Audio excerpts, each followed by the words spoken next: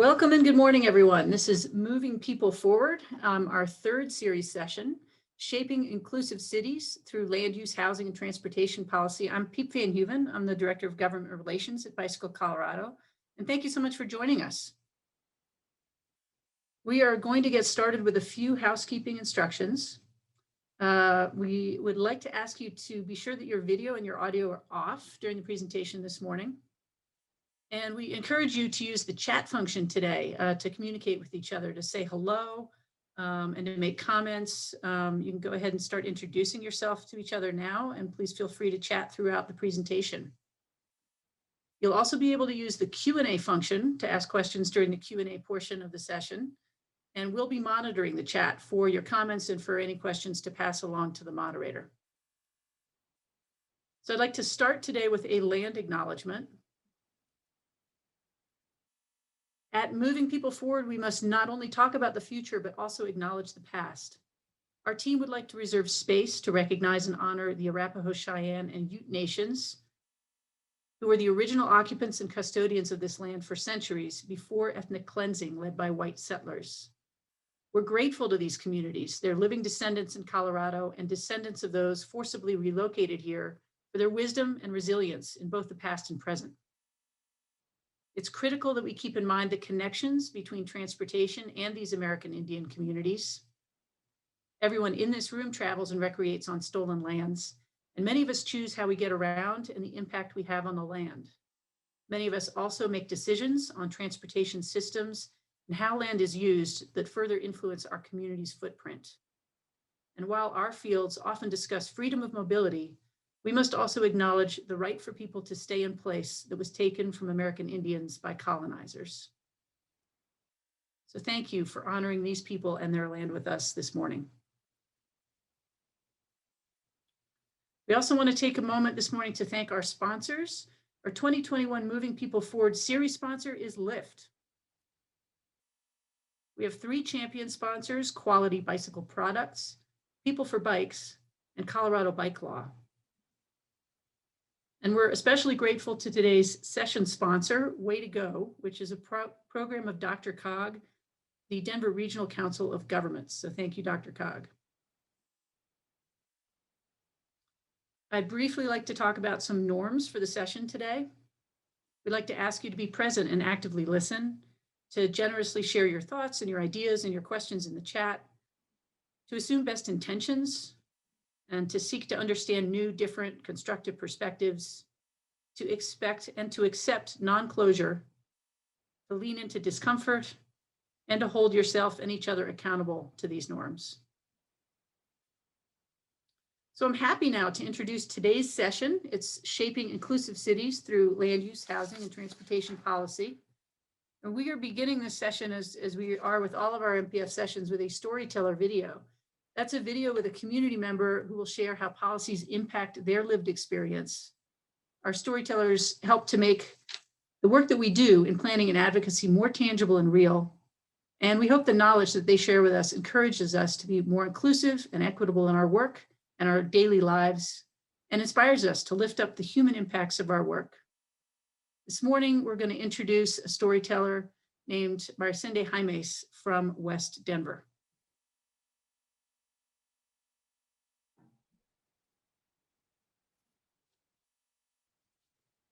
My name is Maricende Jaimes, and I live here in Westwood.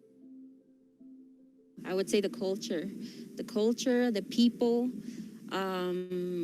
If you get a chance to talk to people who live here, they'll tell you, they'll be so friendly and nice, and they'll, I remember I was doing door knocking, and then they were really friendly. They wanted to, because I think it was cold outside, and they were like, oh, come in, be warm in here. So they're very friendly.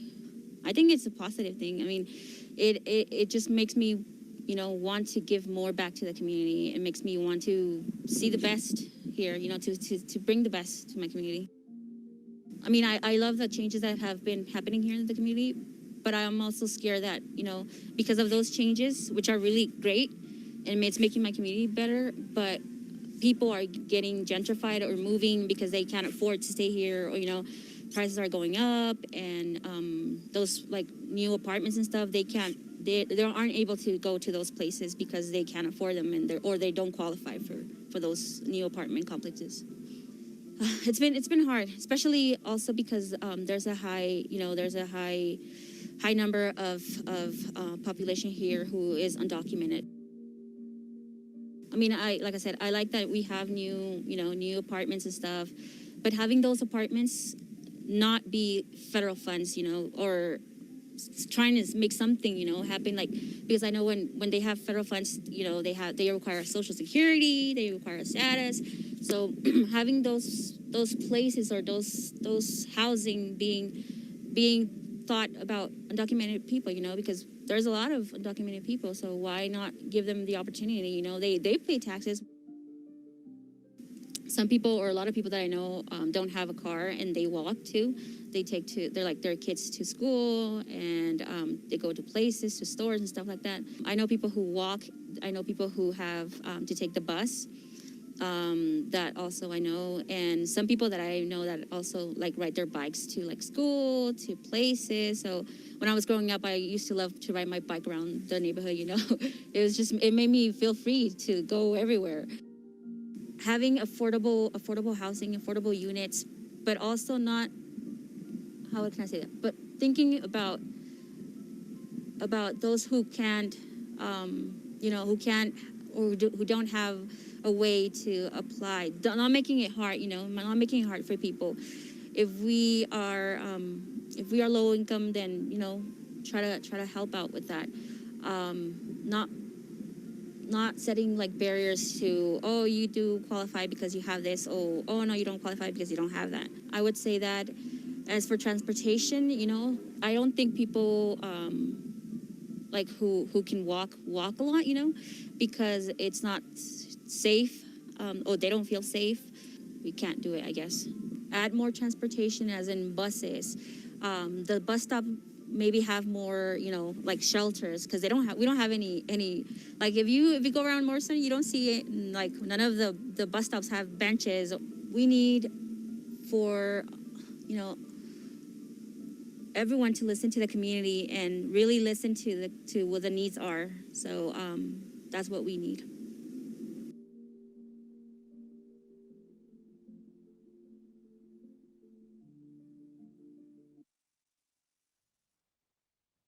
Welcome back, everybody. Now it's my honor to introduce our moderator for today's session. She is Denver Councilwoman at Large Robin Kniech, first elected to Denver City Council in 2011 and reelected in 2015 and 2019. Robin's one of the 2 at-large members. She represents the entire city on council, and she's got a record of bold accomplishments on expanding access to affordable housing, protecting renters, reducing homelessness, including the establishment of a dedicated affordable housing fund and leading the effort to pass Initiative 2B to reduce homelessness. Robin's been active in regional transportation and mobility efforts when she served 7 years on the Denver Regional Council of Governments. And her continued priority is to explore options for dedicated and sustainable funding to maintain and improve our transportation network. She also wants to engage the people of Denver in dialogue about funding options, because efficient, affordable transportation is so important for Denver's quality of life. Robin is the first out member of the LGBT community to serve on Denver City Council, and she's the mom of a young son. Welcome, Robin. Good morning. Thank you, PEEP and Bicycle Colorado. And I'm really excited to be here with all of you. I'm excited to be here with the bike advocates, some of whom are warming up their hands after a cold ride. I'm here, excited to be here with the public sector folks who work for cities, counties, public agencies. And we've also got a lot of private sector folks. I see some businesses here. I see some consultants, engineers, professionals. So we've got a great mix. And I also see that we're here from all over the region of Colorado. We have Boulder, Colorado Springs, Lakewood, Englewood, Jeffco, Longmont, Aurora. I think we might even have some smaller communities as well. So it's a really good representation, a lot of Front Range, but hopefully we have a few of you from the outstate. Oh, Steamboat, there we go.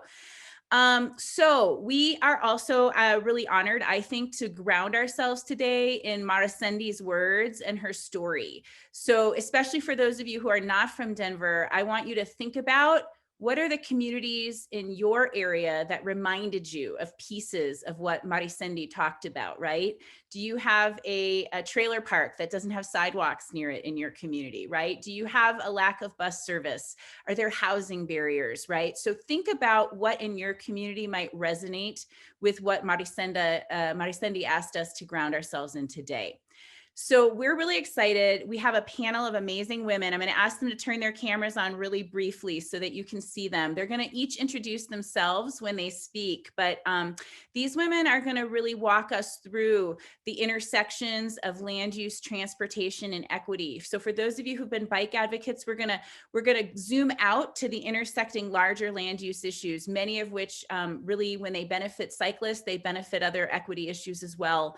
And I'm actually going to begin with our first speaker, Renee Martinez Stone. She works in the same neighborhoods that Maricendi was talking about. She's going to give us historical context. Before we talk about policy suggestions for today, it's important to understand what produced the cities and communities that we are governing in and advocating in today. So I'm going to turn it over to you, Renee. Thank you. Right. Thank you, Councilwoman Kniech. Good morning. It's great to be here. I'm Renee Martinez Stone. I've worked in the metro area for over 25 years as an urban designer and consultant primarily, but more recently in my role as the director of the West Denver Renaissance Collaborative. So I'm going to just jump right in. What you're looking at here is a map of West Denver neighborhoods identified in 2015 as a part of the Promise Zone initiative to be underinvested. And while underinvested, these neighborhoods are places where working class families achieved the American dream of homeownership or found a home, built long-lasting relationships and mutual support, raised children, and sent them to school. So the neighborhood is very rich. But I'm going to take you through some of the history that's important to current land use, housing, and transportation decisions that are occurring today and will in the future. So next slide, Jeff, please. All right, so what you see here is three maps. The map on the left is the redlining map of this area. So shown, the black outline shows roughly these 9 neighborhoods. And you'll see it closely resembles the vulnerable neighborhoods maps of 2016. So what happened in between? Well, there's many things that happened. As I indicated, many working class families, light rail came through the area on the northern side, increasing mobility, but also increasing density around those stations, and a lot of expectations and a lot of investor interest. In 2008 and 2009, the foreclosures really hit this neighborhood, and you can imagine the heat map of foreclosures looks a lot like those first 2 maps. So there was pretty significant impact. Then as you move forward in that time frame, there wasn't a lot of new housing being built in the metro area around that same time frame. Population growth increased. There was a lot of pressure on this area. Between 2009 and 2019, rents went from $730 a month to $1,800 a month. So pretty steep changes happening in that time frame. Home values in that same time frame, $105,000 for your average home in 2009. In 2019, $360,000. That's a steep increase on property taxes as well. So you started to see displacement happening. Between 2015 and 2018, we lost 3,900 households with children following a real estate transaction that occurred. So the map on the right shows those 3,900 households with kids. We were not able to track the households without kids, and we were able to track where they moved to. So you can see they moved pretty widely, not in the core of the city, but around the city, and tried to stay pretty close to this tight-knit community that they were a part of. So we can drop the slides, and I'm going to talk a little bit about why this is important. This is really the unique history and the complex history that affects how residents approach and receive land use and transportation solutions. A bike lane, as Mari Cindy talked about, it isn't just a recreational opportunity, it's a route to work. Improvements on major corridors aren't just long overdue, they're also potentially that move that's going to displace hundreds of cultural businesses that have been there for decades. An unsafe crossing in a park, in my experience, can keep children at home on hot summer days because their parents just are not comfortable with a safe route to the local park or swimming pool, or even housing conditions, solutions that need to be different than they are in other areas. So to be really quick, one of the most valuable things that I have learned in working in West Denver is that while we're planning and implementing, we can't just do outreach. We can't just hear people. What we need to do is really center the residents' experience so that we have a lens that helps us to ask the right questions, see the priorities and needs that really exist within that neighborhood, but to also explore the unintended consequence, and to know who benefits. If we're going to put something in, is our intended audience going to benefit? And that's where Mari Cindy works for the West Denver Community Connectors program. And she really, the other connectors help us to really understand and have that lens so that we're able to make trade-offs that we might not have anticipated making. These aren't the projects that we learned about in school or that we were trained would make good projects, but these are truly projects that are relevant and meaningful to the residents that live in the communities that we're really trying to impact. And so that history really has a valuable role, but so does centering the residents that live there and how they interact with land use and transportation. So thank you to Renee for really giving us a little of the history of how we found ourselves in similar conditions in many communities. And she started to give us a little piece of her antidote, her solution in terms of the experiences of residents. Our next speaker, Alex Baca, is from Washington, D.C., and she's going to give us a little more of the context of this solution, right? The solution we often point to the inequities is an equity-based policy, but we want to take a minute to define that and talk about the importance of defining it. It might be different in your community, in your context, but Alex is going to come on camera and she's going to help ground us a little bit in the importance of defining equity when you're going to do this work. Hello, I'm trying to start my video, but I believe the host has stopped it. You may have to let me on, Robin. There we go. Great, thank you. Hi, good morning to everyone. My name is Alex Baca. I'm the housing program organizer. Actually, I got a promotion recently. I'm the policy manager at Greater Washington. We are both a publication and advocacy group in Washington, D.C. We do some regional work, but are largely focused on the District of Columbia. We've been around for about 13 years at this point. We started as a community blog, a volunteer-driven blog, and we've expanded into a sort of more conventional advocacy organization over the years. We're tiny. We have a staff of 6. And we work primarily on land use, transportation, and housing. I've touched all 3 in my career. I've done a whole bunch of stuff, including working for a similar bike advocacy organization to Bike Colorado in DC called the Washington Area Bicyclist Association. So I've done plenty of work with transportation, but mostly focused on land use and housing at this point. We'll talk a little bit more about comprehensive planning, I'm sure, on this panel because Lisa Bender, has done incredible work in Minneapolis on that comprehensive plan.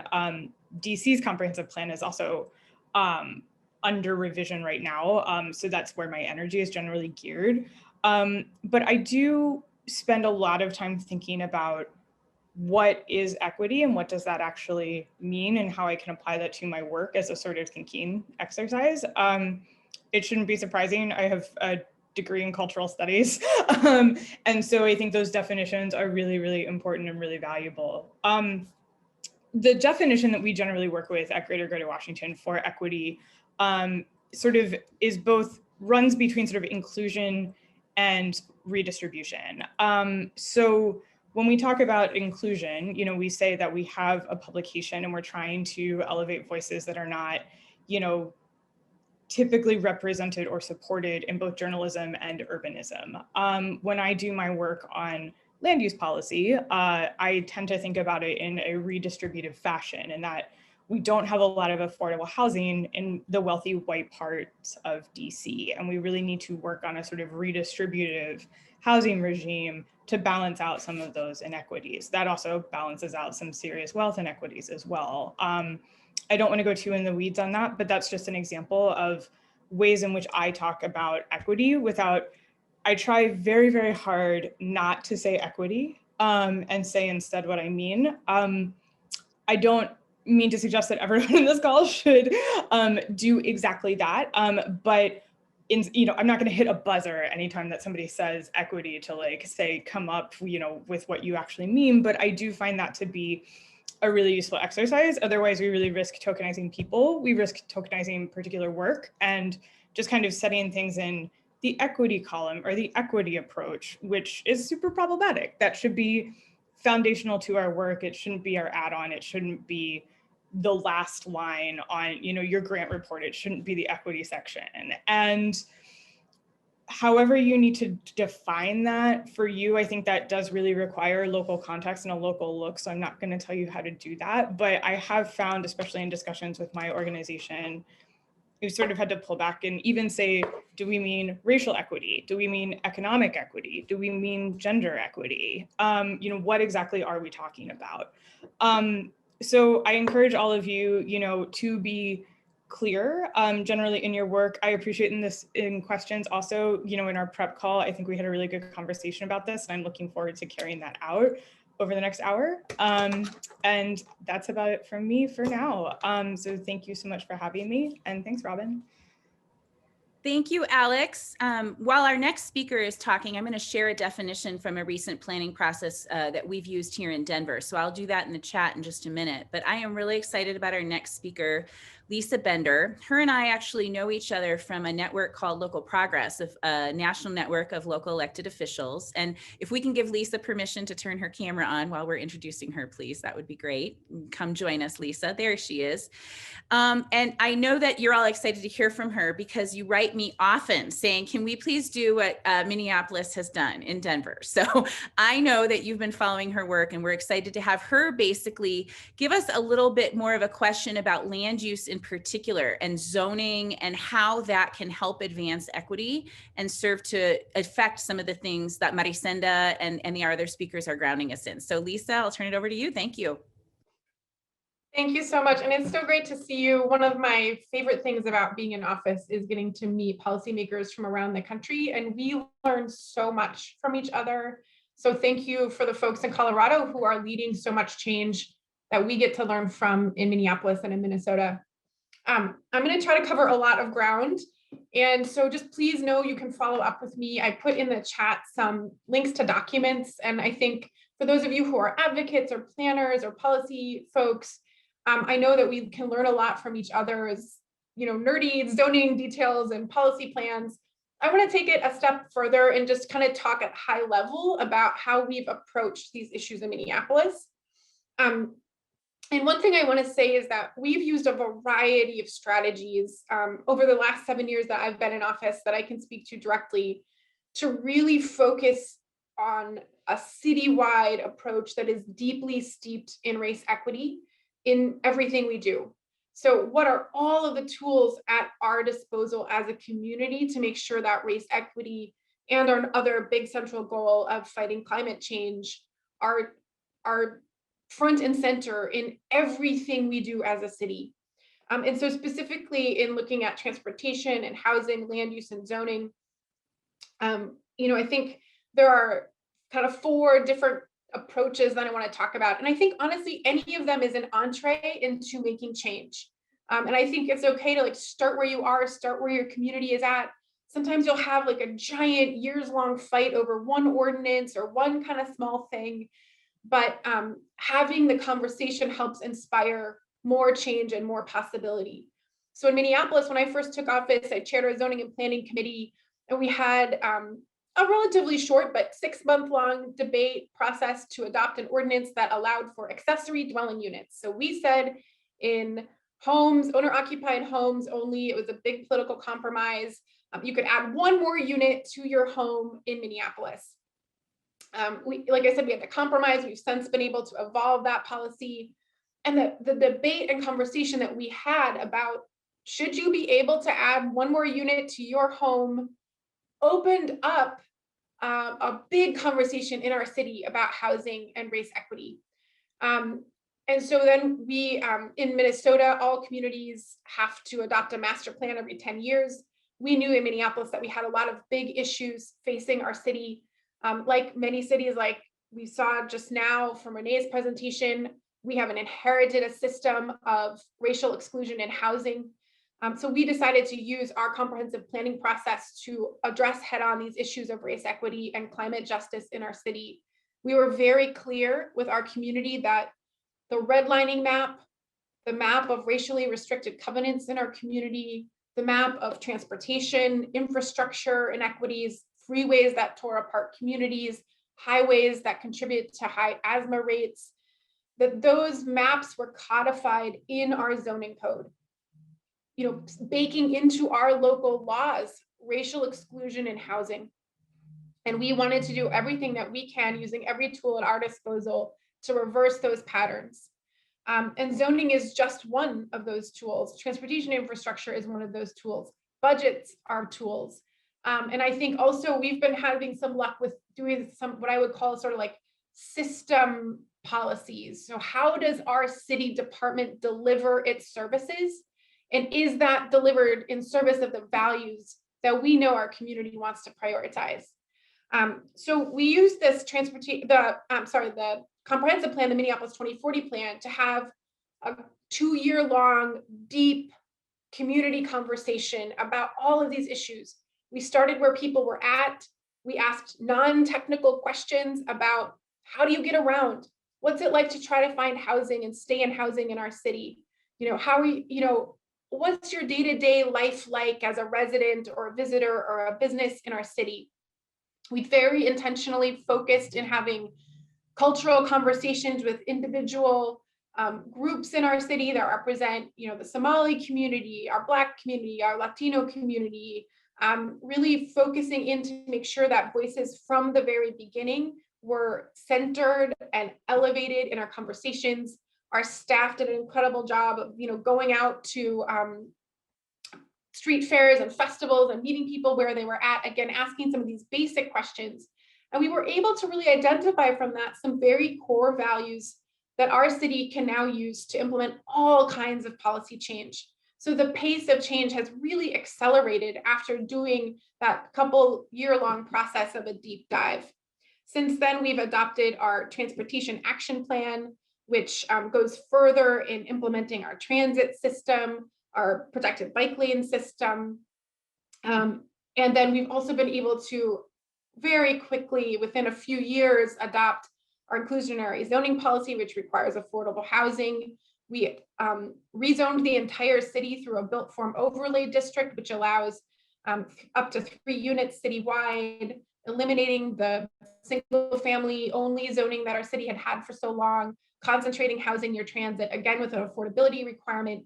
We've adopted a couple of different system type plans, the Complete Streets policy, which directs our public works department to prioritize the safety of pedestrians and bicyclists and transit users so that we're not, street by street by street asking like, what should we do here? What should the street be like? What should we prioritize? It's baked into policy. And I think for us, it's been really important to approach this as a holistic system approach. So the big shift that we've had is, yes, in all of these different policy details, but the bigger shift has been a more political and decision-making shift, which is that for every apartment building or every street reconstruction project, we're not starting from scratch, having a debate project by project, street by street, housing development by housing development. As a city, we've adopted a system-wide approach that prioritizes race equity and sustainability, and that in the future, as we build more political support, as we build more public support, can be strengthened and built on as it progresses.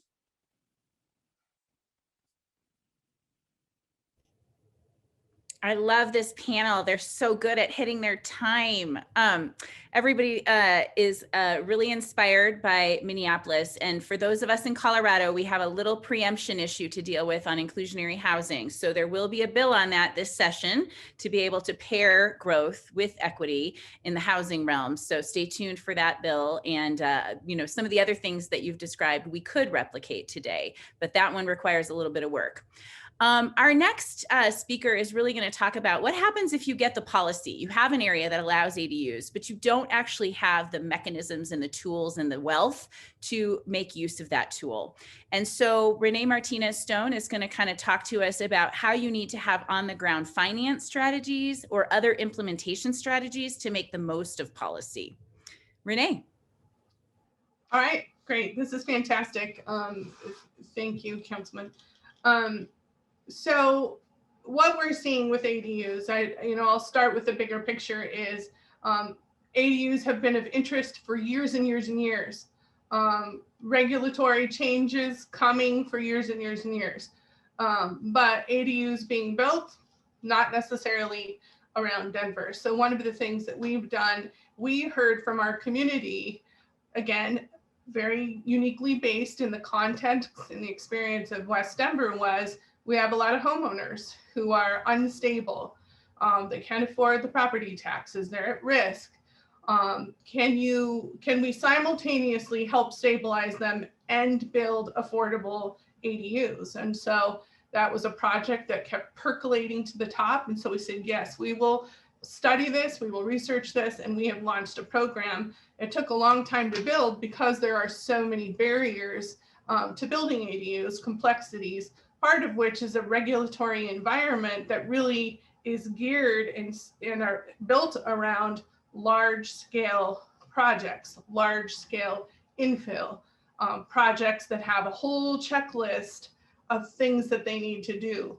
Rebuild sidewalks to city standards, update the zone lots, do a bunch of things that is fine if you're building a multi-million-dollar project or selling 2 townhomes at $500,000 each. But if you're trying to keep costs low and you're a moderate and low income homeowner trying to create intergenerational wealth, stabilize your situation, and potentially house family that's doubled up, it's not so achievable. And so one of the things that we have in Denver is both a need to expand zoning as well as a need from a regulatory standpoint to make it possible so that there isn't exclusion of households who really need this tool available to them. And so we've worked on, in building ADUs, there's land, there's cost, and then there's regulation. Land is taken care of. We have a lot of homeowners who are in this situation. Financing was a little more complicated, but we really worked with a lot of partners to make that more accessible. We've looked at construction cost and really found ways to do that. A lot of credit goes to Habitat for Humanity, Metro Denver, and various partners, but we're still struggling with that regulatory perspective and helping policymakers to understand where ADUs fit in. They're a tool for the household. They're not this big overarching, large lot solution, but they have a lot of potential and they have a lot of impact. They impact the owner, they impact a renter. If you have a deed restriction, they can impact multiple households over several years, that they align with the character of the neighborhood. You guys know all of these things, but they're very important. But we struggle from the standpoint of getting that prioritized, as does the zoning, where the approach is, well, we should probably do it citywide, and that has a lot of credibility to it. But meanwhile, until you can accomplish something that big, you have neighborhoods who want and need this tool so much because they're experiencing so much investor scrapes that they're pursuing legislative rezonings themselves. They're saying, we need this now, it's a priority for us. So those are just some of the policy issues that we're seeing that are different across the city, and a particular tool that we're finding just different understandings and systems that really need to change, and see the areas that need this tool and adjust the policy as such. So we're going to learn from one other city. Alex is going to be back with a little more perspective from Washington, D.C. And, this question about planning and prioritization of resources. So, Lisa talked a lot about planning, creating the pathway for policy change. But really, when we start talking about what Renee was discussing, which is how do you really fund, how do you really make this a reality? The question of can you use planning to really prioritize resources? So I'm going to turn it over to Alex to talk a little bit more about DC. Yeah. So, DC is in some ways we are really ahead of the curve on a lot of housing stuff. We legalized ADUs citywide, with the exception of one very wealthy white neighborhood called Georgetown. You might be familiar with it.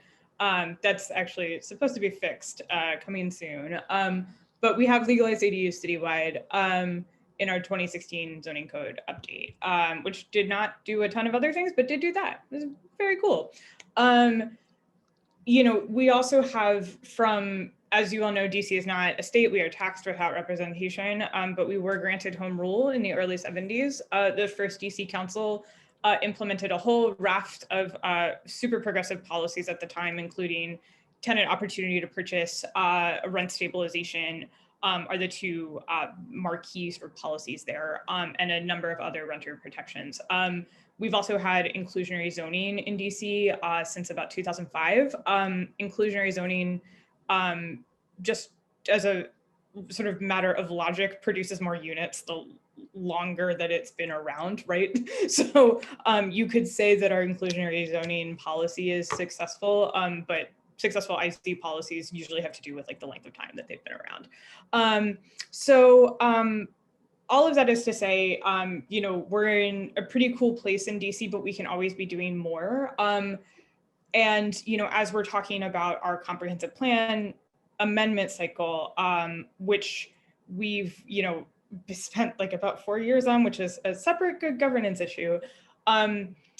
The things that I have tried to pay particular attention to is like what that means for the other functions of government. So, city councils, the district council obviously has a lot of, just like any city council, has budget and oversight hearings. We're moving into those. It has been my job for the past few years to testify in support of the downstream policies, not just the comp plan, that can sort of change things and elevate priorities. So when, it's sort of like I start here, right? I'm working on the comp plan for Greater Washington. That's my job. We're advocating for more density in the comp plan in affluent neighborhoods. But then during budget and oversight season, it's also my job to testify on whether or not our Office of Planning and Department of Housing and Community Development are working together, are working transparently to demonstrate, what is going where in terms of funding and resources. DC has one of the largest housing production trust funds in the country, but if that money isn't being spent efficiently or effectively that's public money for affordable housing. If that's not being spent on the types of projects that are identified as particular goals, such as affordable housing developments in affluent neighborhoods, then that's an oversight problem. And it's up to advocates like me to make sure that the public knows that that's a problem and hold agencies accountable. It's ongoing work, right? So, ADUs, we've legalized ADUs, but, the financing, as Renee brought up, is really, really challenging. An organization that I formerly worked for before joining GGWASH has done heroic work on trying to get resources and access on its end to people to understand how to plan, design, get permits approved, how they can finance stuff. ADUs turn homeowners into little developers, but that also means that they need the resources to actually develop their property and develop an EDU. I get to do this stuff full time because I'm paid for it, which I feel very lucky to do.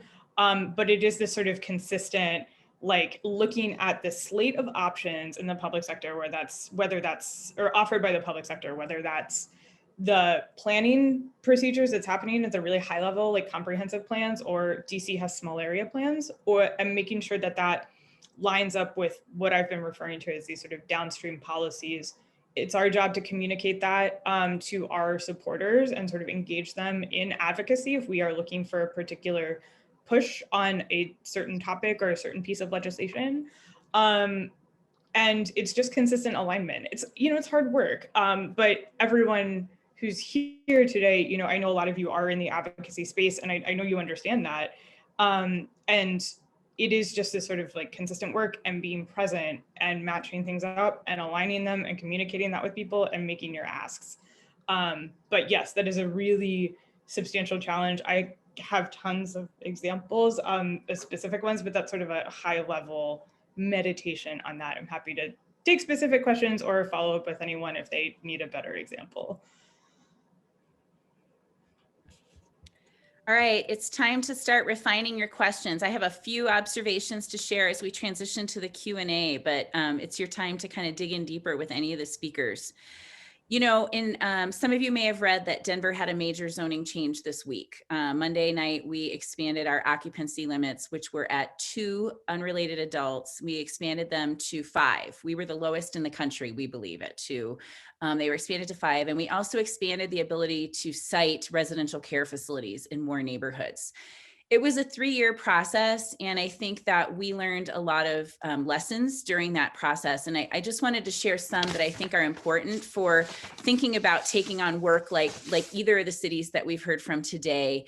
The first is that it is important to center these policy changes in people's lived experience, but we also have to acknowledge the barriers. So for example, unrelated adults living together. We tried to kind of talk to members of the community about the importance of changing this law, but some of the folks living in conditions that were violations of our current law were immigrants. They're very vulnerable. They fear displacement. They fear the potential of repercussions if their neighbors complain on them. So it wasn't always possible for us to find firsthand accounts. So one of the things that we sought to do is to find data. Where there was data to help us fill out a picture that we weren't necessarily able to find. And I take responsibility. Our systems weren't what they could have been or should have been to do the engagement, to find people where they were. But when you looked at the data, 72% of the households in Denver with more than 5 adults were Black, Indigenous, people of color households.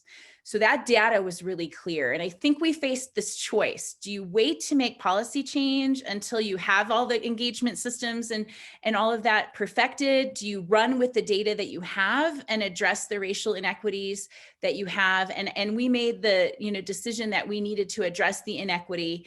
And I think this is an example. I shared the definition a little bit ago that inequity disproportionately impacts BIPOC communities, but that's not exclusive, right? So when you have a community with no sidewalks, right, some of the people who are killed in traffic accidents or trying to cross the street to get to the bus, they can be of any race. So that racism and that shows up in that environment, it doesn't discriminate at the point at which someone is, at risk when they have to walk down that street. And so I think that even though there was this disproportionate impact for communities of color, there are many households, maybe white included, or maybe middle class, youth who graduated from college, they have a privileged background, but they don't earn much now, who need these options too. And I think that's where, making a more equitable zoning code benefited everybody. But I just want to bring up this tension between the perfection of the outreach and the lived experience voices versus where you have really important data and needing to really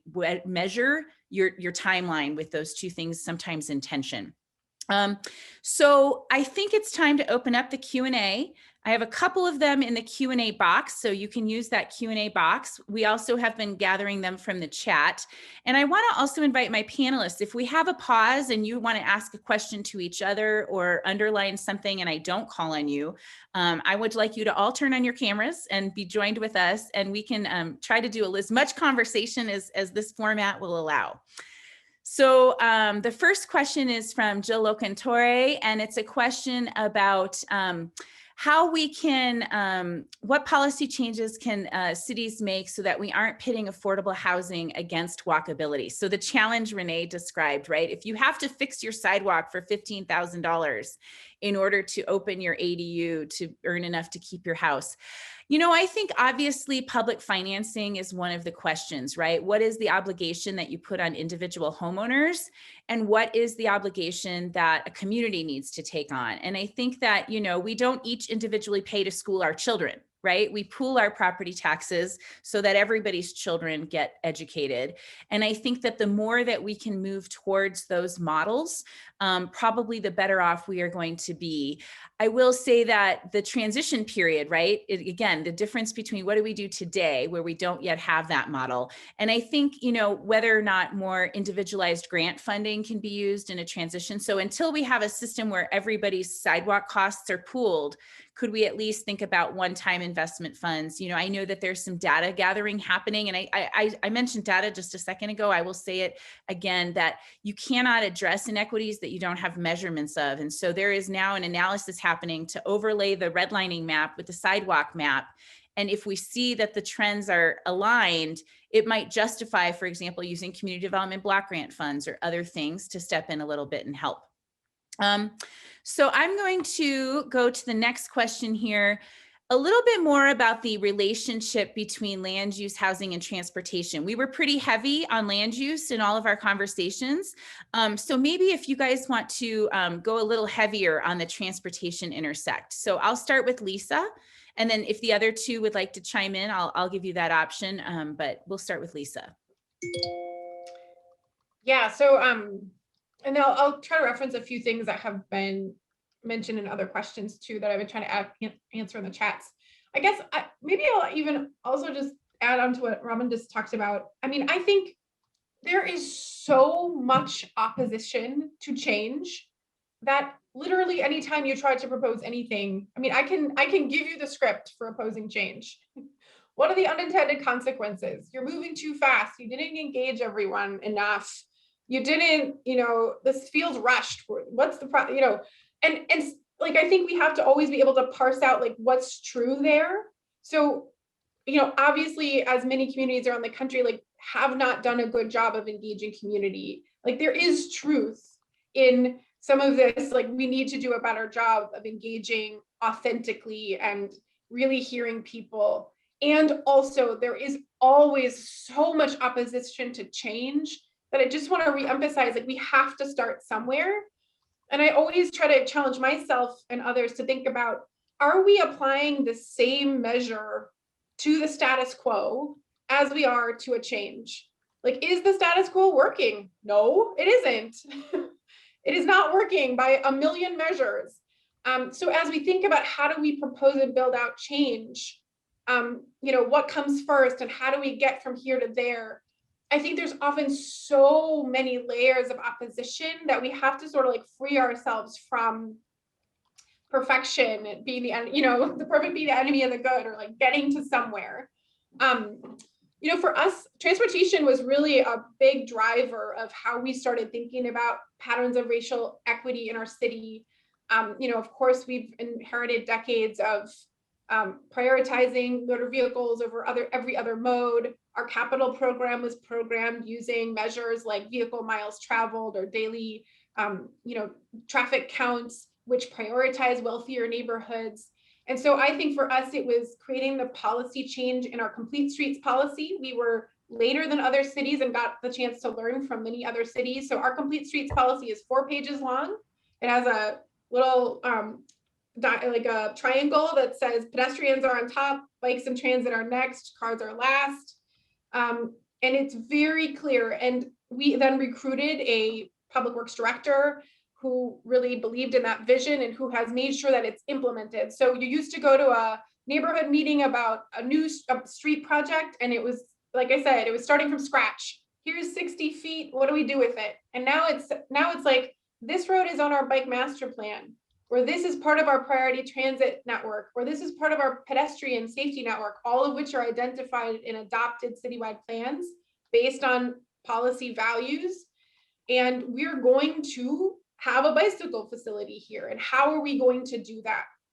And I mentioned in the chat as well that we've shifted our capital budget to use race equity and economic equity as a criteria for programming our capital budget. It was something that our Parks Department, which is separate from the city with its own elected thing, but started using for parks capital programming, and we integrated it into our own capital systems as well, so that we are very intentionally, every time we touch a street, it is following those systems plans and policy plans, and we are programming our capital budget using race equity and economic equity as a driver.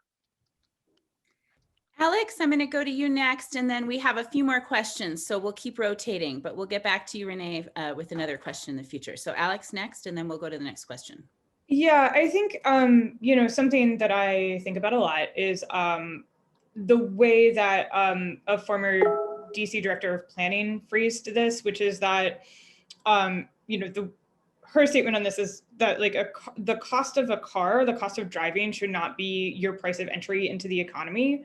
I would take it a little bit further and say that like the cost of a car, cost of driving should not be that should not be the cost of entry into living your life. And for so many of the built environments in the US, it is. So, you know, whether you're in a really small town, something kind of rural, or a city, if you need to drive to most places that you need to go, that is, given all the existing racial and economic gaps that track together over time, that's a real burden, and that's a huge problem. So when we talk about land use, I think all of this is, you know, wrapped up together, and the idea that you would want to increase density around transit. I can't speak specifically to on the ground projects in Denver, but you know, yeah, you should have people living near transit. Like that's it. Like, why waste your public investment of building transit just to not have people near it? Especially if that's public land that can sort of be invested in creating homes for people. There's a whole other financial side to that. So yeah, I mean, this is all spatial, right? Like land use policy is transportation policy, is housing policy. Housing is more affordable when you don't have to pay for a car. That can save you several $100s a month. That can go into your rent, but that can also go into living a better life. So as we talk about getting down, you know, people's housing expenses, like that has a lot to do with transportation.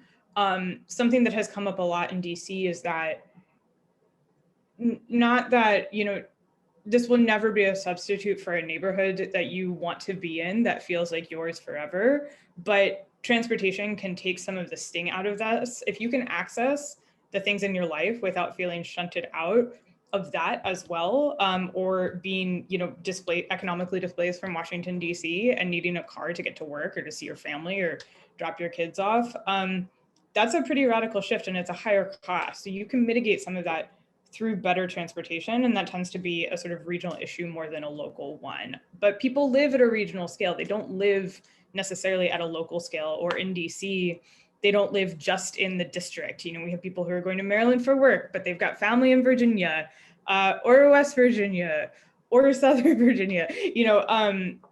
So I think all of that, people are moving around in ways that are not necessarily at the scale that we all do our work, and being mindful of that also has a huge role in this land use conversation. But yeah, I mean, in general, like I said, I work for an organization that does both housing and transportation. My expertise is more in land use. So it's great for me that I get to unify all of this stuff. I think, you know, something that is important in the public participation that Lisa was talking about is showing up and saying that like these things do interrelate, and that, you know, as you're elevating one, you're sort of elevating the other, and showing and demonstrating support for that. And that can be hard when there's conflicts. Great. So we have a question about, you know, this idea of aligning land use and transportation at transit stops and putting housing there, but a question about displacement. And, you know, I'm sensitive to the fact we have a lot of questions coming about Denver, but we have a statewide group. So I'm going to try to generalize things rather than talk about our inside baseball too much. But I will say that the development that's referenced in the Q&A is at 10th and Osage was a redevelopment that people were temporarily displaced. It was a redevelopment of low density public housing into high density mixed income. There was a 1-for-1 replacement of all public housing units, plus an addition of affordable units, and plus there was also market rate units brought in. residents were given vouchers and able to be moved to areas that they could afford. Some in the city, some chose to get closer to family or better schools, whatever they might have chosen, some in city, some out. And then a number of them were offered the ability to come back, right? So some chose to, some did not. But I will say that it's not the case that just because the housing had to be torn down. The other thing that we did at that site was we phased. We built the first building first, then we tore a building down. Then we built the next building, then we tore a building down. So that phasing, the right to return, the insurance of vouchers for folks, in the end, that process, in theory, preserved the affordability of that neighborhood for the long term. It hopefully preserved the location ability of choice for residents who wanted to be there.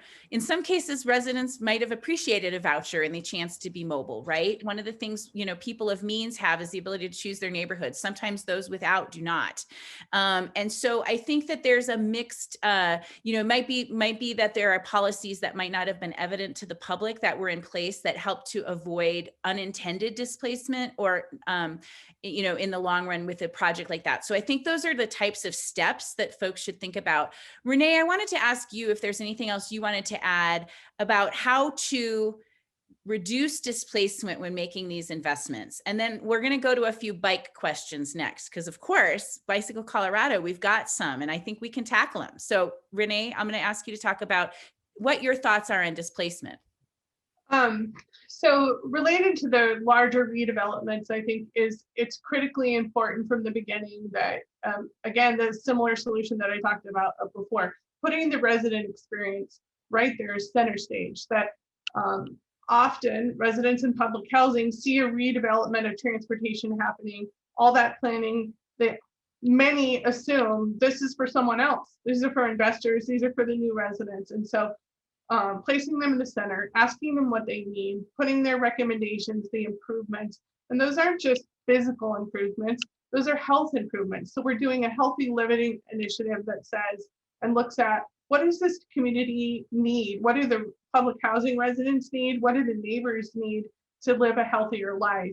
And then putting those central to active design guidelines, design, policies and ways that we will implement and redevelop so that residents see their needs, their issues, their preferences in that redevelopment. They see them planned, they see them phased, they see them built. And in the case of 10th and Osage, we're following up to make sure that healthy scorecard is coming to fruition. Those social contacts, that physical activity, the better living with better light and access and safety and security. So it's a lot of following up and a lot of inclusion. So let's talk about bikes. I'm going to do two questions at once. Renee, I'm going to ask you to go first on this one, and then on the second one, I'll open it up to anyone. But the first, question is about, what comes first, the chicken or the egg question on a bike lane in a low-income neighborhood, right? And so, there's this question about are residents using bikes? Can they afford bikes? Should we prioritize? We did actually put a bike lane on Morrison Road very early, and so you might actually have some insights. So this question about, or do you, wait and prioritize other areas, so anyway, let's talk about putting bike lanes in an area that is predominantly low income and just what learned experience we have from Morrison Road maybe. And then the question about tension between bicycle issues and affordable housing. I'll be honest, the question is there's real friction between the two. I'm reading. Bike advocacy took a backseat to stable, affordable housing. So, I'm not sure I understand the dynamics that are being described. So I will say that, the panelists may have some experience with this. I don't often find myself in conversations where the money is being pitted against each other because we have dedicated housing funds that can't be used for bikes. So I don't know if, and I haven't seen those conflicts in land use in my elected experience. So the advocates might be talking about something I haven't witnessed. But for others, think while Renee answers whether or not you have seen some friction like that and what your suggestions would be. And for the advocates, it's hard with you with this format, you're not able to speak and tell the story. If you want to add more detail to the chat, what was the friction, that might help us. But I'm going to go ahead and ask Renee if we have any lessons learned about the bike lane. Well, in answering that question, which comes first? What I heard when I channel my community, it's we need the safety. We need that lane. We need that street that isn't dominated by cars because people are cutting through the neighborhood and vehicles are not safe. I think that this is my guess, so I'm stepping out from conveying from the community, that there's children who are walking, there's families who are relying on that pathway. And so there's a real difference when someone's talking about, recreational lanes and needing to go fast, and families just want safe connections. I think those come first. I have not seen those pitted against one another. I also accept, on the regulatory side, I have seen that happen, but within the community, I do see support for both. They come hand in hand. There are not neighborhood boundaries. There's the need for housing to stabilize families, and there is the need to have access to critical services that hopefully and are often within that neighborhood or within bike or a walking distance. So have not seen that, but I do see it on the regulatory side of things. Okay, frictions, have you guys seen them, Lisa? Yeah, I wonder if this is kind of what the question is getting at. Lately, things are really hot in Minneapolis and really hard, obviously, since the murder of George Floyd and protest and social unrest, and we are having a real reckoning in our city. And so, lately folks have been saying about me, I'm a pretty prominent controversial figure in my city. Lisa Bender only cares about bike lanes. She doesn't care about anything else, which is obviously not true. I've worked on 100 other things. But I think it's a way to say, it's a fair question. How are we using our time and resources as a community, as advocacy organizations, as elected officials? And are we prioritizing the right things? And I take that to heart as a leader. How do I make sure that my time is going to those life and death things, those things that are the very most important to the most vulnerable in my community? On the other hand, and I would say bikes are also just this sort of political dog whistle thing. It's become this divisive, bike lanes. And we should just have bicycle infrastructure in our cities. There's just no reason, we should have safe walking infrastructure in our cities. We should have safe bicycling infrastructure in our cities. We should have, robust transit systems, period. Those are legitimate ways that people are traveling in their city. They need to be safe in every neighborhood. And I think in some way we have to sort of just shift that a little bit and how we're responding. Bicycle lanes just need to be part of our city's infrastructure in the same way that car infrastructure, that biking or walking infrastructure and transit infrastructure do. And then, third, I would say I also do take to heart, the need for us to plan holistically about how do infrastructure investments affect things like residential displacement or gentrification. I think that's a lot more likely as part of a transit infrastructure investment or a larger infrastructure investment. And, there, I think that's where all of our integration of housing and transportation policies have to come together, and our budget investments. Are we investing in land banks and public housing? Do we have protections in place for renters? That is a legitimate thing that, again, I think as policy tools aren't always aligned. Cities have direct control over our infrastructure. We build the street directly. We don't have as much control over the housing market, the real estate market. So we have to use all these different regulatory tools. Sometimes we participate in the market, as Councilmember Kanaika, I know, talks about this a lot this way.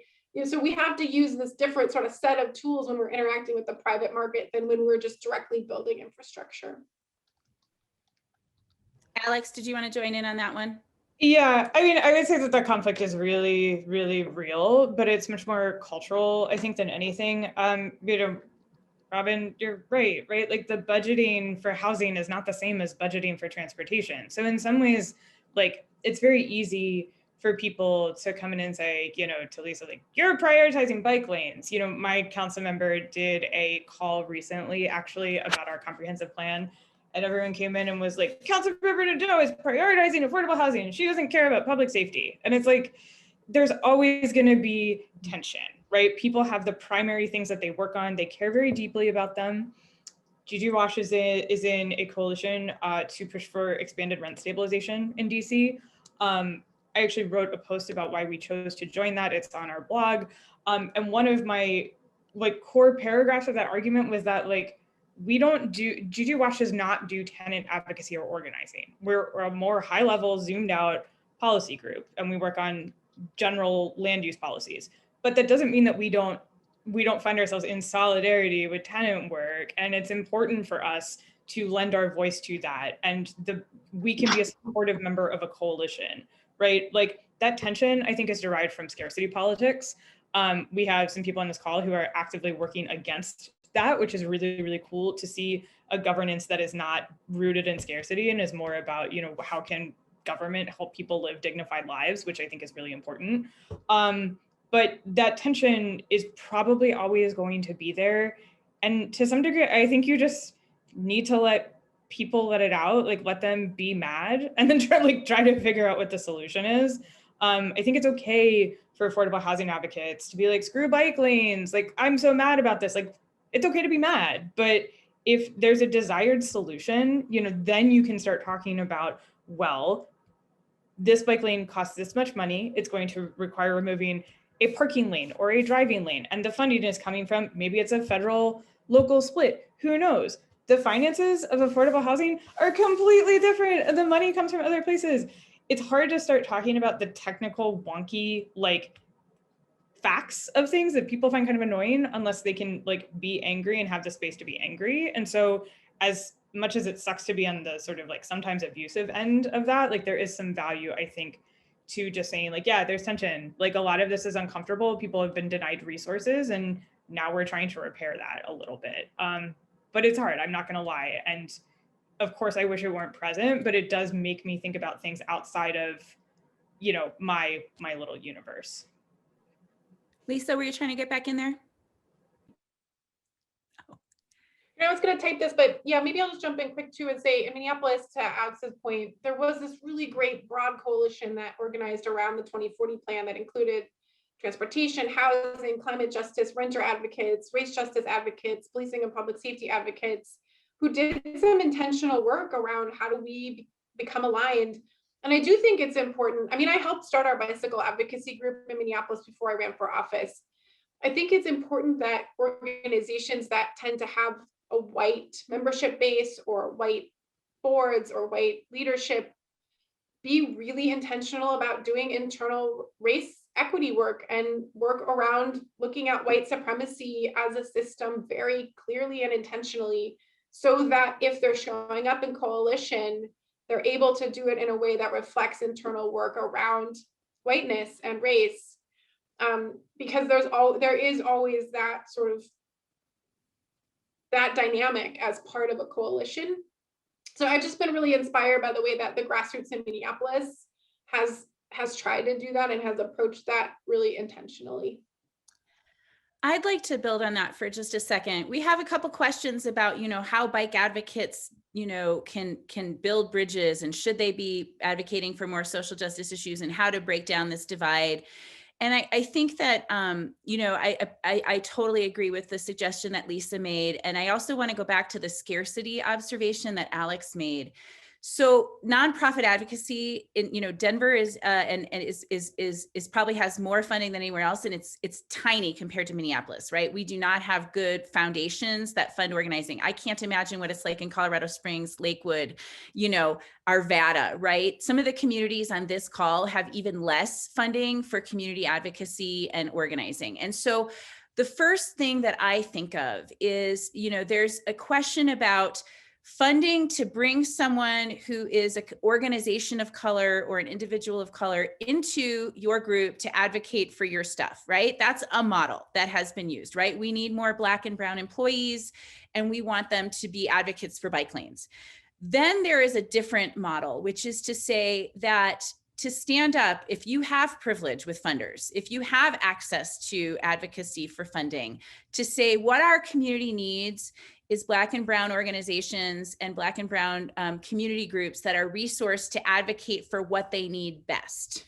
And that hopefully can include land use and intersections, but policing might be a higher priority for them, or other aspects might be a higher priority for them. But the building of the bridge to say that, frankly, what we need is, it's hard to build a bridge where there's no resources in one of the ends of the bridge to do the work, right? So, we experienced this, I think, when I was doing outreach about group living and occupancy limits in 2020, and folks were saying, we're one church, or we're one small NAACP chapter with a volunteer leader.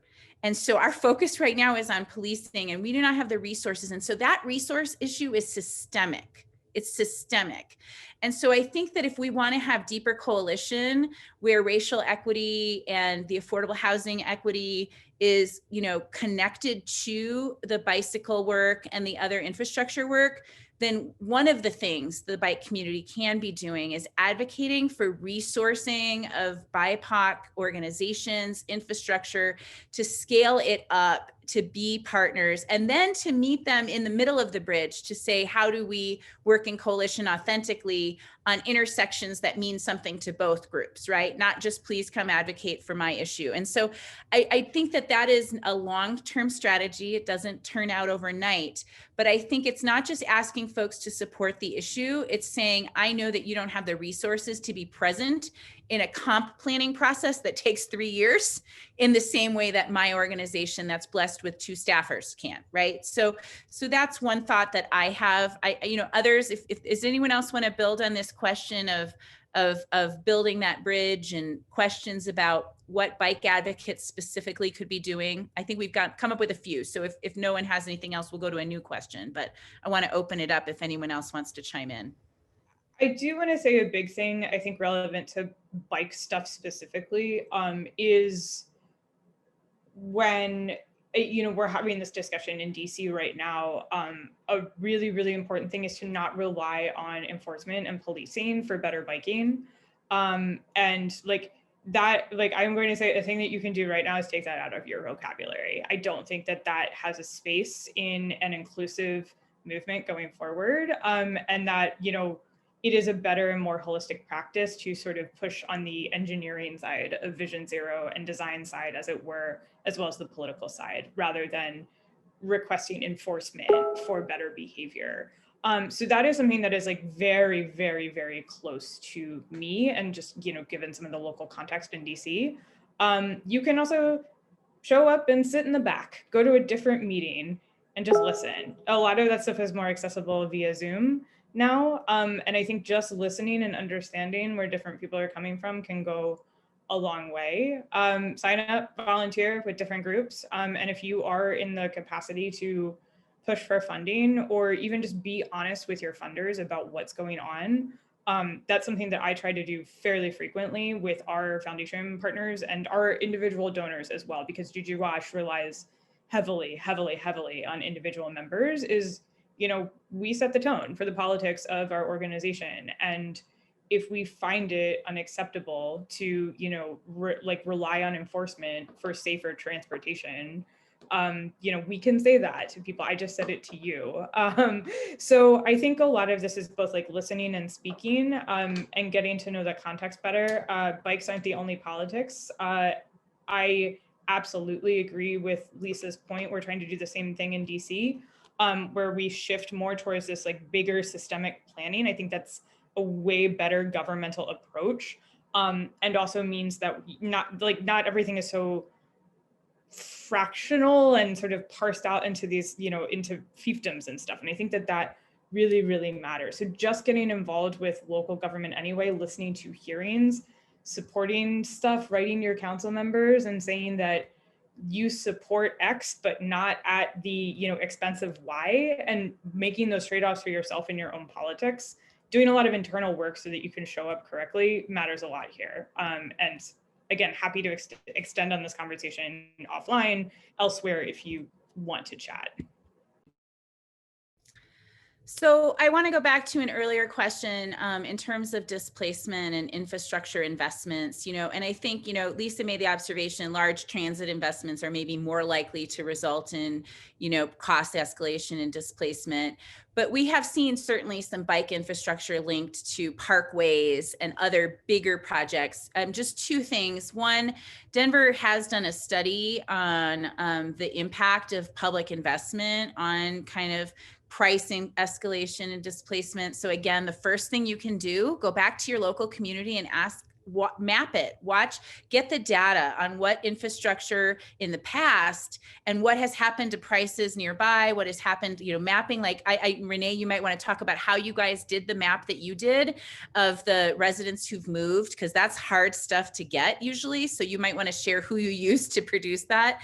But, thinking about what are the patterns of the investments in the past, and then how can you use that as a question like Lisa described in Minneapolis to say, before our next investment, that's where Denver's goal is now, is before our next investment, what do we need in place first? Do we need extra help for homeowners? Because the folks near this infrastructure project are largely homeowners, and they have a different set of pressures, for example, property tax increases that will result. Is the area, mostly renters? And what we need is potentially, focused rental assistance or other strategies. So the idea of really slowing down and asking the question of what's happened with these investments in the past, what could we plan for before we make the next one? And then I think, again, reminding us about Renee's point about then asking the community, right? Don't just do it on the maps and the data, but ask as well, what do you think the risks are as this comes in?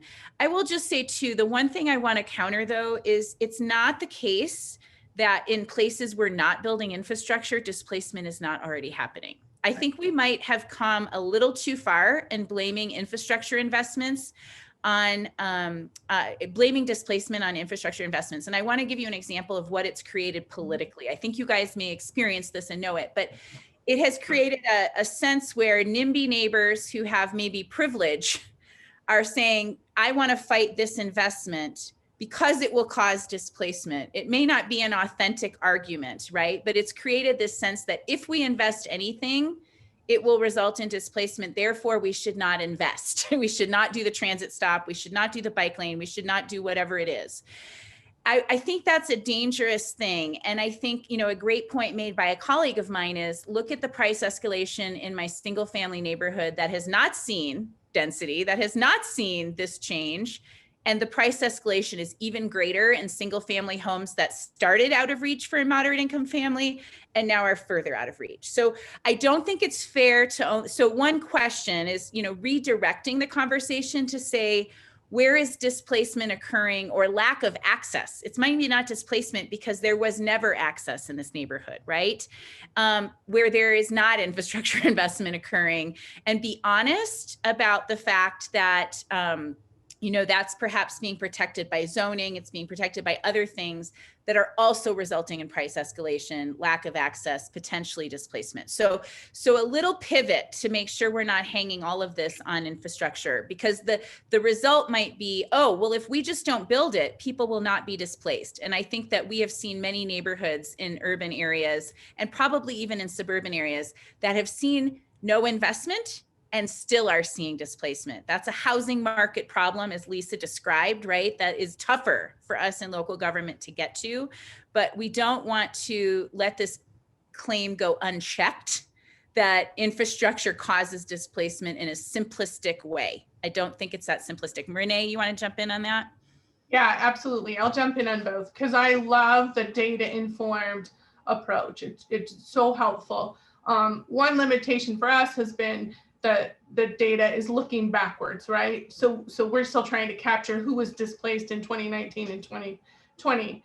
But one of the more successful elements of the data that we used to track displacement on the map that I showed was that it pulled in multiple organizations and combined data, which often can't happen because those organizations are in such silos. So we pulled in common ACS data and combined it with Denver Public Schools data, which was fraught with a lot of negotiations, a lot of protection of that data, but it really helped us to track those households with kids.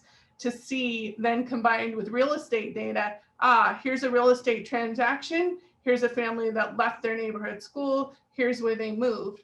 An interesting piece of information that I did not combine with that is 70% of those families displaced, that transaction included an investor who did not have an address in that home, so had an outside. So to your second point, that we can't just point to investment about displacement, because investors are having their fair share of impact in a lot of our neighborhoods, buying up properties, removing renters who've been there for tens of years and really selling them at a higher price or renting them at a higher price.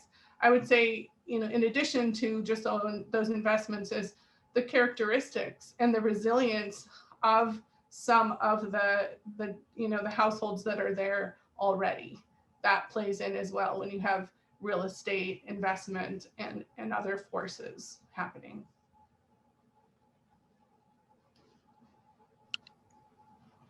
I want to check to see from Bicycle Colorado if there's any questions that I've missed that are, a lot of, we do the merging of questions together and trying to hit on them. So if you feel like your question wasn't answered, I apologize, but we try to hit some themes. But if there's anything in particular, panelists, do you have anything that you'd like to add as action items? What we've given a few, but is there a few tidbits you want to send people away with some assignments? Lisa. Yeah, this might sound strange. I was thinking about what you were talking, but I've really started to talk more publicly about the dynamic between policymakers and staff and community.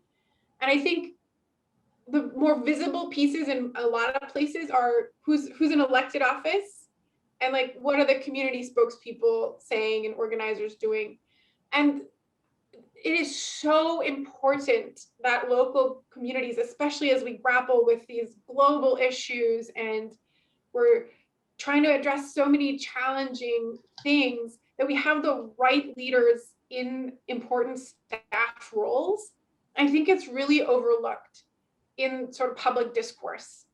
And, when I talk about this publicly, sometimes like our staff think I'm being mean or like being, and it's not, that is not my intention at all. But like so many other systems, the systems that produce candidates for department heads or city managers in a smaller community who have an enormous amount of influence, give you a particular kind of candidate. So as we're looking at, who is leading our departments, who is advising us on budget investments, what skills do they have? How open are they to change? How do they think about expertise? I mean, if you're only looking at expertise that comes from having a particular kind of degree from a particular kind of school, and you're discounting the expertise of people's lived experience in your community, you're just going to keep getting to the same conclusions and dismissing things that are probably our path forward as communities. And so one of my colleagues is leading one redevelopment project, pretty significant one on the riverfront in Minneapolis. And they're grappling with things like, how do we maintain public ownership of this land, which requires significant private investment to make it a feasible project. Now they're grappling with, it's in a traditionally Black part of our city, Black community. And so folks are saying, how do we use this project to do reparations for slavery? And if we have staff who just dismiss those ideas as crazy or impossible, we fracture government from community. But when we have staff who say, let's think about this. Let's think about authentically, what is our community telling us and how do we use the tools at our disposal to get to the outcomes that people are asking us? How do we use this process to build trust and build responsiveness instead of saying like, that's not possible or that's crazy? And so it really matters. And there's only so much that elected officials can do. Of course, we are accountable. Of course, we need to be held accountable.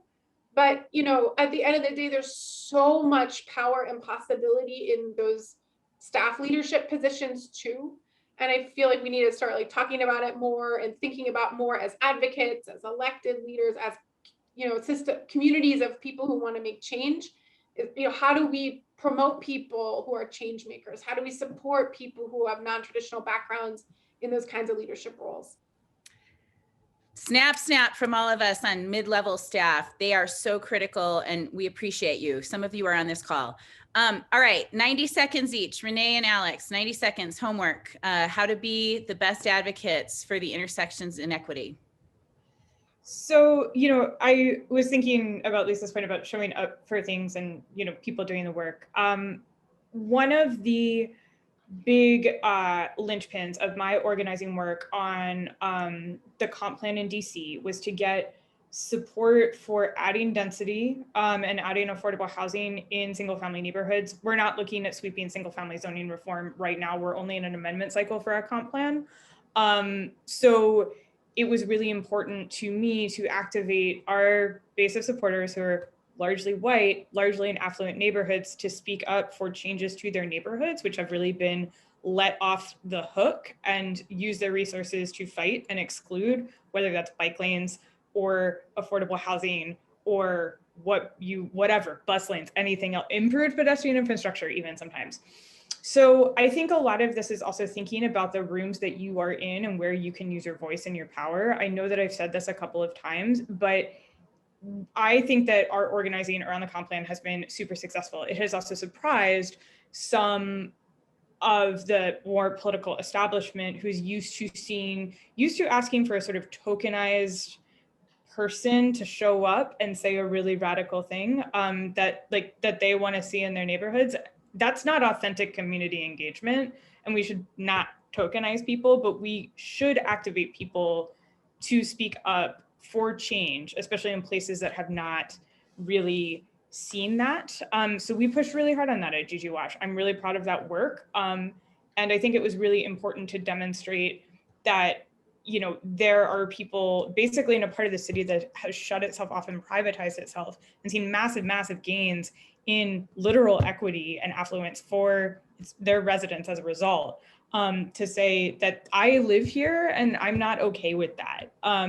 So just sitting with that, learning more. Everybody has read The Color of Law at this point, it feels like, or maybe they haven't, I don't know. But instead of just referencing Color of Law, read your zoning code, read what it says about the single family neighborhoods, figure out how transportation is budgeted, do the work of Robin and Lisa's mid-level staffers, and come to them with ideas and prepare them, and don't take up all their boss's airtime. And really engage in that process. I think most people on this call have the capacity to do that. And if you have the capacity, you should do it. Okay, we're gonna go to Renee, and then Pete will close us out with just a couple announcements. So Renee. Well, there's been great stuff said, and I agree with many of it. I would say utilize data. If you don't define a problem, then no one can understand what's happening. And then perspective, helping policymakers, regulators to see the lived experience and telling those stories so that they understand, so that they can have those moments where it's like, oh, that didn't occur to me. So that we're helping regulators and NIMBYs and others to understand the true link between solutions and their root causes, like what we're trying to address, the lack of access, unintended consequences, and some of the true needs, so that we can kind of shed our schooling, if you will, that tells us we need to give specific solutions and this is how it's done, and really becoming, to not be too hokey, but one with our community and really elevating those outcomes. We have to keep asking for new solutions, because some of those same solutions that keep coming and come easy and are funded are not the right solution. So we do need to be the one in the room that's saying, come on, we can think we can do better. We have to be different. Let's try that. And sometimes it's not easy and it's really tiring. But there's great people out there doing it, including our community organizers who need to be our partners. Governments need to fund capacity building for Black, Indigenous, Latino, and other communities of color in land use processes, period. We have to pay for it. We can't expect folks to volunteer their time on top of the fight for racial justice and policing and all of the other things without the capacity. So fund it. Peep, to you. Truth. Thank you so much. I want to start by just thanking our attendees today. It was really great to see all of the engagement in the chat. That was wonderful. And You can keep it rolling right now if you'd like to thank our panelists in the chat. I think that would be lovely. But great, thoughtful questions. Again, we really appreciate your engagement. And so on behalf of the attendees in Bicycle Colorado, I want to thank Councilwoman Knish, Councilwoman Bender, Renee Martinez Stone, Alex Baca. You have been a phenomenal panel. I want to do it all over again tomorrow morning. Thanks for lending us your time, your expertise, your passion. It was a real honor to host you today. So I'll close out with some quick announcements. I want to thank again our series sponsor Lyft, our session sponsor Way to Go, which is a program of Dr. Cog, the Denver Regional Council of Governments. And then it wouldn't be a Bicycle Colorado session if we didn't just tease you for a second here on bikes. So just a quick hit to let you know that if you like the work we do, a great way to support us is through our February bike raffle. We have a Atlas Carbon road bike from Alchemy and Electra Townie 7D from Campus Cycles. Just a reminder, we're going to send out a copy of the slides that were used today, a link to the recording of this session. It will also include a link to our storyteller video with Maricende Jaimes. And I just want to close out by encouraging you to tune into our next session. We're halfway through our Moving People Forward series. Our next session is going to be on Tuesday, the 16th. It's Designing Streets for All Abilities. It starts at 9 a.m. We got a terrific panel lined up for you there. And so thank you all so much. I'm going to wrap up and just say we hope to see you on Tuesday. Have a great morning.